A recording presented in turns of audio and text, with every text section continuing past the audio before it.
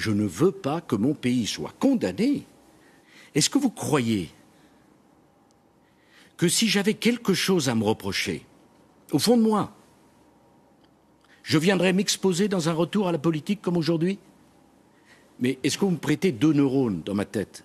La semaine précédente a été riche en événements, et en événements pauvres, hélas, puisque on a eu à la fois la conférence de presse de François Hollande, qui a fait une sorte d'exercice de contrition.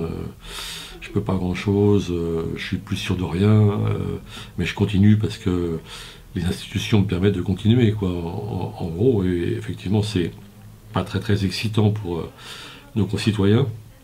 Et puis il y a eu 2 jours plus tard le grand retour tellement annoncé de Nicolas Sarkozy. Alors cet exercice m'a laissé quand même très perplexe. D'abord, on a retrouvé le personnage tel qu'en lui-même, c'est-à-dire même un peu aggravé dans son agitation, dans sa rhétorique qui s'apparente un peu au discours des bonimenteurs, vous savez, de grande surface. Alors lui, il vend du détachant pour effacer tout, même la mémoire, même le passé. Il y a cette rhétorique absolument détestable, qui consiste constamment à renvoyer au journaliste sa question et qui lui permet, lui, d'esquiver toutes les questions, notamment sur les affaires, où on a assisté à un monumental exercice de bluff. D'ailleurs, on peut quand même se poser la question de savoir si le service public remplit vraiment son rôle en donnant ainsi la parole 3/4 d'heure.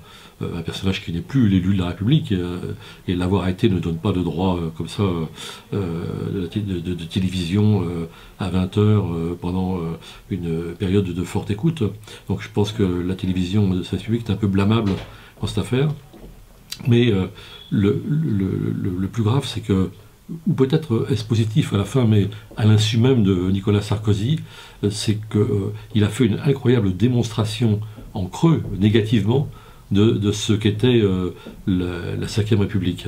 Voilà un personnage qui a été président de la République, qui visiblement prétend le redevenir, et qui ne nous dit rien sur sa politique, sur ses projets. Ne parlons même pas de programme. C'est un caméléon, mais on ne sait pas de quelle couleur sera le caméléon. Je serai centriste, je serai droite, je serai d'extrême droite. Vous verrez bien, les Français verront bien. C'est vraiment ça, c'est-à-dire faites-moi confiance. C'est exactement, disons, l'esprit, malheureusement, des institutions de la 5e République, et je crois que c'est avec ça qu'il faut rompre, c'est-à-dire ce rôle du président de la République qui, finalement, n'a aucun mandat, ne respecte aucun mandat. Alors on le voit avec le président actuel, et ça risque d'être encore pire avec Nicolas Sarkozy. Du coup, ça met tout à fait utilement à l'ordre du jour cette question de la 6e République qui fait la une de notre journal cette semaine, avec un grand entretien avec Mélenchon. Alors, ce qui nous a intéressé dans cet entretien, c'est vraiment le processus que décrit très bien Mélenchon. C'est le meilleur Mélenchon, c'était celui de la présidentielle, pas forcément celui de l'Ukraine et de quelques autres sujets comme ça avec lesquels on peut avoir plus que des réticences. Mais vraiment là, il a réfléchi à ce processus démocratique, et c'est la mobilisation qui compte, c'est le mouvement. La finalité, on ne la connaît pas, et fort heureusement, puisque en principe, quand on appelle à une constituante, ce sont les constituants qui vont l'écrire au final, mais qui vont devoir s'inspirer, disons, vraiment de sorte, si j'ai bien compris, d'états généraux.